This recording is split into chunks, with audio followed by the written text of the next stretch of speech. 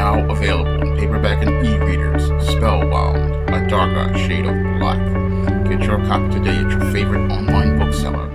One of these pro-blacks or one of these Hebrew Israelites got really upset about me writing my two Goth fiction novels, Spinsterella and Spellbound. And because I was writing these novels featuring a Goth heroine, this individual came to some generalizations that were not true about my work. And when it comes down to some of these African Americans out here, they have a hard time understanding that we are not all the same, we all don't follow the same narrative, and we all live different lives. And when it comes down to many African Americans as it relates to the Goth subculture, like this individual is, they believe that Goth is only for white girls, and that if you're writing about women who are a part of the Goth subculture, you're some sort of self-hater. Now, what this individual just doesn't understand is that there have been African Americans in the Goth subculture since its inception in the late 1970s. And there have been African Americans who have seen life from a darker perspective for years. However, we don't get to see any of those stories about those African Americans who see life from a darker perspective, because mainstream media just doesn't want to tell their stories because it does not fit their narrative. When it comes down to white liberals in Hollywood and mainstream media, they don't want to tell the stories of black people in the Goth subculture because telling those stories would put a human face on Goth, and it would make us see Goths as human beings, because a lot of people who have this stereotype about Goths being white girls and white boys, when you see a black person who is a part of the subculture standing next to those white people, that puts a human face on the subculture. And this individual doesn't understand that Goth is an international subculture. And as an international subculture, there are people all over the world who are Goth. There are black Goths, there are white Goths, there are Asian Goths, there are Hispanic Goths, there are Muslim Goths. This is an international subculture.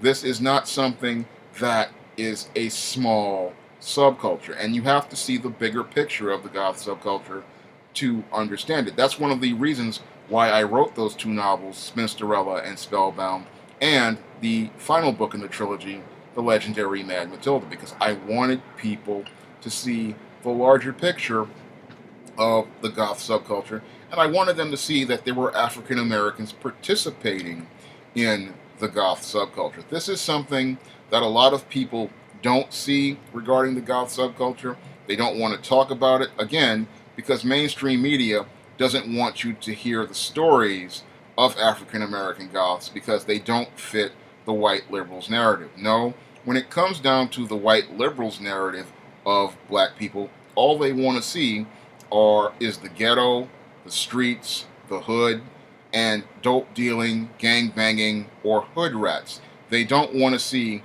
the black men and women who have been a part of the subculture for 40 years and have lived a darker perspective of life, because when you take a larger look at the picture of those African American people, you see people who in many cases are responsible, conscientious, highly intelligent, and very functional.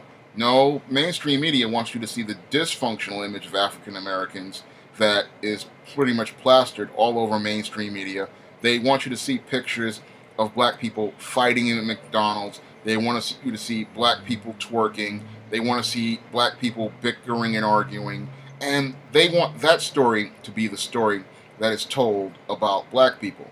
Now, I wanted to show people the story of an African American Goth so that they could take a look at the Goth subculture and they could learn about the Goth subculture, because I believe that there's a lot that black people could learn from the Goth subculture, because as I took a look at the Goth subculture, it reminded me very much of the old school African American culture. Because when it came down to the old school African American culture, before the feminist movement came in and black women joined it, it was a culture very similar to the Goth subculture.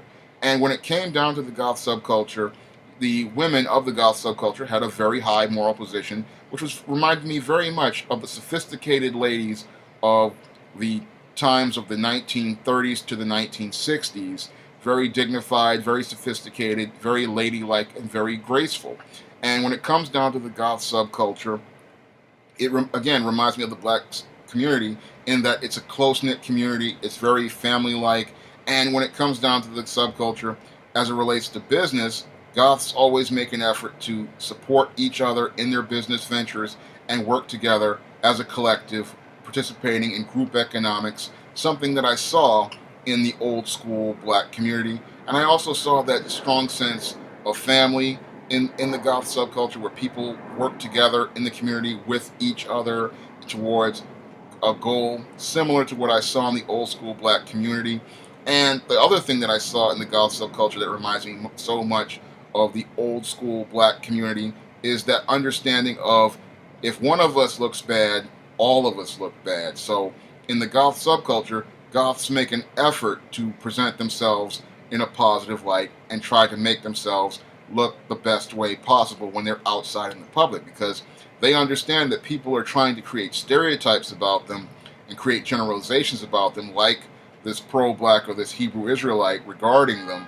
And what they will do is say, I can't go out here and present myself in a negative light, because if I'm seen in a negative light, all that's going to do is breathe life into that stereotype, and that's going to affect everyone in the subculture. And that really reminded me of what a lot of old school black people used to say about being black in the black community. And they would say, look, I can't be out here acting a certain way, because if I go out here and act a certain way, it's not just going to affect me, it's going to affect how the entire community is going to be seen. And as I saw those parallels between black and goth, I began to see a lot how similar both communities are, because a lot of goths experience discrimination for how they look, and a lot of black people experience discrimination.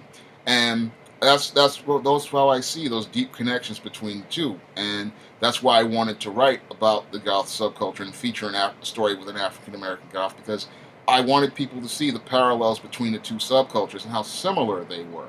Now, I wasn't trying to make a character into a quote-unquote white character, because again, goth subculture is an international subculture, but nobody wants to talk about black people in the subculture because it doesn't fit the story that white liberals in the mainstream media want to tell about African Americans. And that's really sad, because we really need to hear stories about people who are living different lifestyles in the black community. All we hear about in the black community these days is the hood, the streets, and there's more to life than the hood and the streets in the black community. The black community is a large thing, and the goth subculture is a part of that black community. And those people who are a part of the subculture, as I see it, they have a right to have their story told, and they have a right to have their story presented just like anybody else out here. And the diversity that telling their story will do is pretty much put a human face on someone in the black community and allow us to see that black people can do more than just be one type of person, that we're not just fitting into one box, that we are a community of people with different views, different opinions, different ideas, and different ways of living. And all those ways of living help us to get a more balanced picture of the black community and a more humanized picture of the black community. So it's not about me being a self-hater, it's about me loving black people enough to show them a larger picture of their world and show them a bigger picture of who they are in that world. That's one of the reasons why I wrote those two novels, Spinsterella and Spellbound, and one of the reasons why I wrote the third and final book in the Spinsterella trilogy, The Legendary Mad Matilda, because I wanted people to see that bigger picture of their community and see themselves in a larger part of the world. If you want to pick up the first two books in the Spinsterella trilogy, Spinsterella and Spellbound, they are available on Amazon.com. All you have to do is click the link in the description box, and it'll take you to Amazon.com, where you can purchase the book in paperback or ebook. And if you want to pick up The Legendary Mad Matilda, you can help me by donating to my Patreon so I can pay for the cover. I'm hoping to get this book out sooner rather than later to finish the trilogy. It's a great story, and I urge you to pick it up. That's all I have to say for this video. You can comment, rate, and subscribe.